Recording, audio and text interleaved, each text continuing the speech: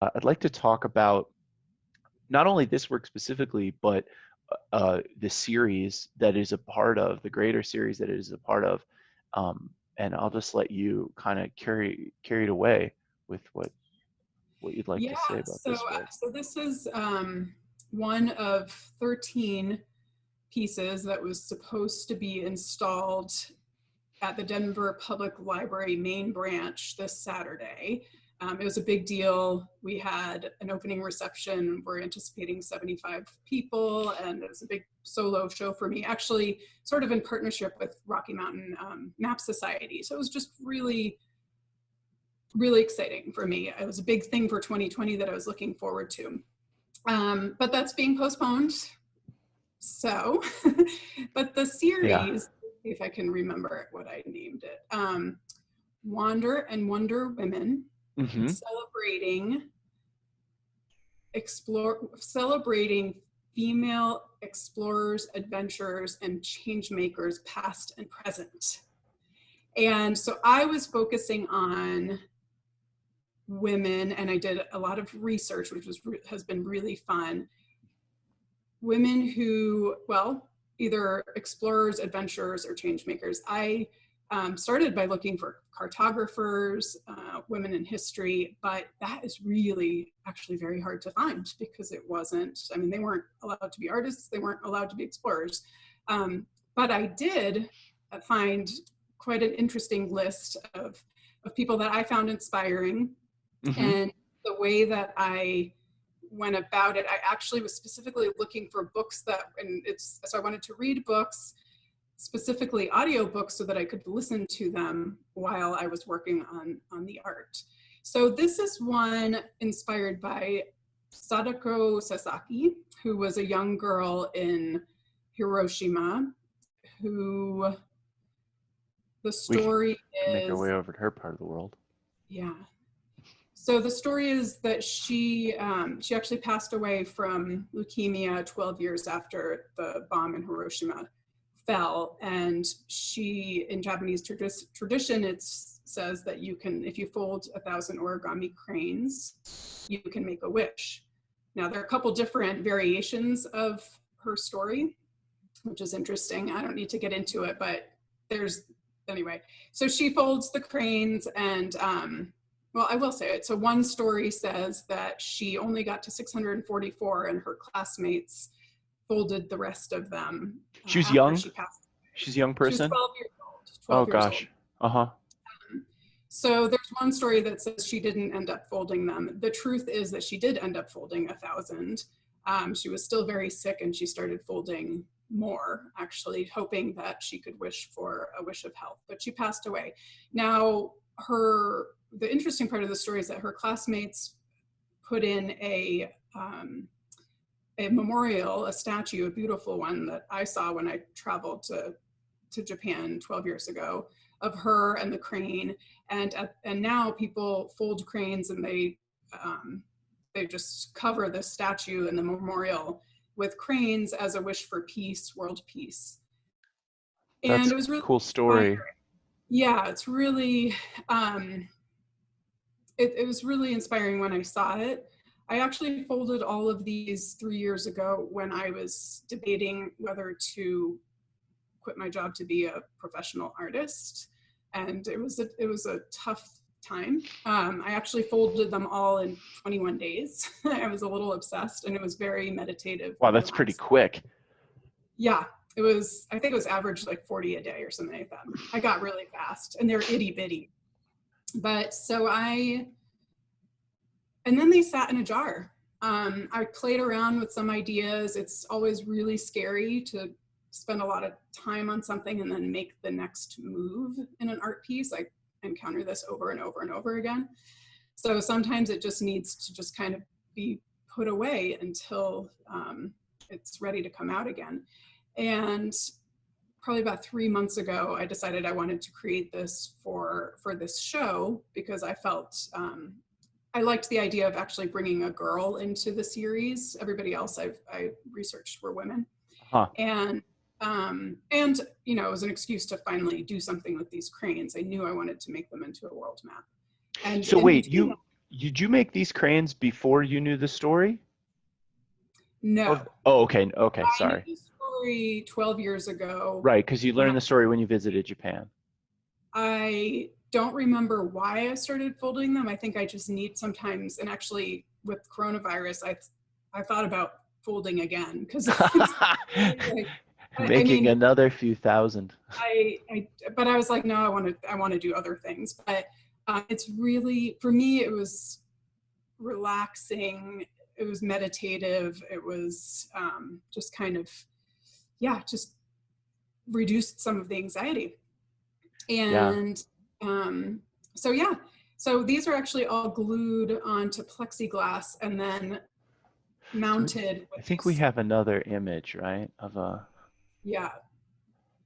And the idea is it would be on a white wall with direct lighting, so you get these shadows. You can see the shadows here pretty well.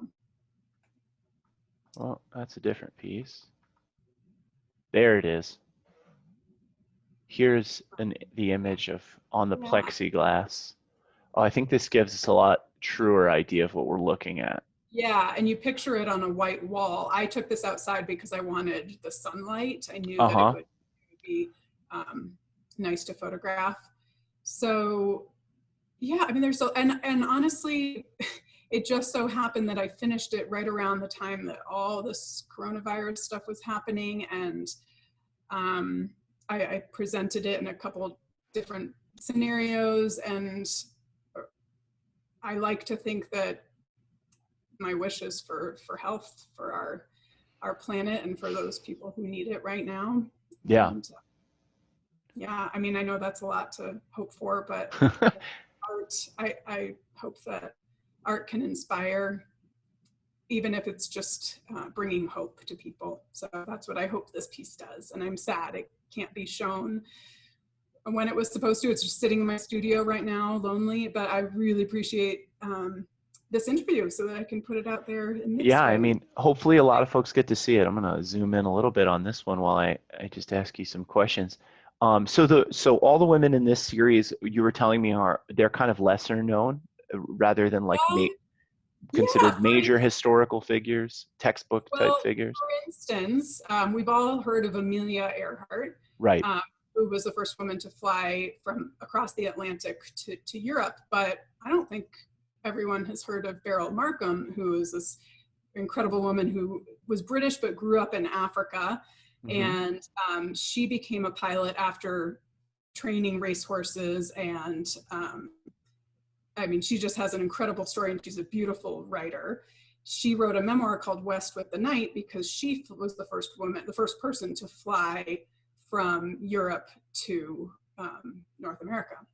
And she just has a beautiful memoir. And actually, with all these women that I researched, I was trying to find their own writing as much as possible because I wanted to hear their story. And that's been really inspiring too, is that not only were they explorers or adventurers or change makers. So one I read was Gloria Steinem, Mm-hmm. and she has a memoir called Life on the Road. And she's got this fascinating childhood where they just lived on the road because her father was a traveling salesman. And then, of course, it goes through all her women's rights, and it was fascinating. So, and she's a great writer. So all these people are doing these amazing things, and are able to document it in these beautiful ways. They're just, it's inspiring all around. I'm trying to think of other, Nellie Bly in 1890, 1889. I've read so many that I'm getting, but it's 1890s. She was a journalist who went around the world trying to beat the record, the book of fiction by Jules Verne called 80 Days Around the World. Oh yeah, around the world in 80 days. Yeah. Yeah, she told her editor, she said, I want to go around the world and try to beat his time. She doing a And hot air balloon? no, Oh. I mean, she's trying to do this fast, right? Oh, okay, Like, yeah. so she's on trains and boats, Oh, and okay. but she tells her editor, and he's like, no woman could do that. And then a year later, he decides, yeah, you should go do that. She does it. Little does she know, there's another journalist who ends up, Elizabeth Bisland, she ends up being sent in the other direction. And these women, I mean, they have like 2 days to prepare and then they're off. And Wow. so they're racing each other. Nellie Bly doesn't know that this other woman is trying to like be her. Anyway, it's a great story. Who knows about this, right? Yeah, it's And cool to get these Nellie, stories out there. They're it's interesting. really, and they both were writers, right? So you get Yeah. to read their own words. Jane Goodall is another one that I'm focusing on. I Uh-huh. love animals. She wrote a book called Animals and Hope for Animals and Their World, which was Mm-hmm. all about animals that are about to go extinct, but are being brought back, bred in captivity, and then put back into the wild. And I mean, I think there are stories of 50 different species that she goes into that. And of course, animal. I mean, I could go on and on. It's a Yeah. really So the question I have for you, just to wrap this section up, is has to do with like how did it feel to kind of tell somebody else's story through your artwork, whereas I think a lot of artists get hung up on what am I trying to say, what is my piece of communication for the world, what do I feel about X issue. You got to kind of get out of your own headspace a little bit and get into the headspace of these historical figures, these other women, and try and tell their story through your artwork rather than trying to tell something about yourself. How did that feel? Not to say that your work is like particularly narcissistic or something where you're always just constantly focused on yourself and this is the one time you got out of your own head. But I do think that like a lot of artists come from a place of what is my piece of communication to the world, and you got this opportunity to really tell the story of somebody else. How was that? How did that affect the process of you making art? Yeah, that's a really cool question because actually, um, I I love the art. I love the decision that I've made to only focus on world maps, but then to allow myself to kind of fill them with whatever because Mhm. my message is there. Yeah. I never use political boundaries. We're one world. We're all human, and each specific piece won't necessarily portray that message, but I know I'm doing this with that purpose in mind. So I just that's taken care of. So it allows me to explore and do whatever I want because I know it's a world map and that there's my deeper message is there no matter what I do. So getting to your question of using them to inspire the work, like I didn't have to think about the message I'm trying to get across. I was just allowing their stories to inspire the materials that I was going to use. I just got to make completely new and different decisions based on their stories. And I actually found that I had to read a little bit to kind of get an idea about them. And then I saved some of when it was an audiobook, I saved it to make sure that however 5 or 6 hours I'm actually listening to it while I'm creating the work. And I've actually had to download multiple books because I get through one and then I'm still working on a piece and I want to channel this person, Hmm. or that's what it feels like. It just feels like I'm connecting to this really inspiring woman or women each time who they did amazing things in their lives and they worked to either in because of adventure or to just kind of live the fullest life or to make this a better world. So yeah, does that answer your question? I mean, it just Yeah, allowed. you get to act as a conduit in that Mm-hmm. way, which is that's really cool. Do you think you're ready to move on to your next Sure. piece here? Yeah, yeah, yeah. Okay. Um, do- do- this is the next one I wanted to talk about.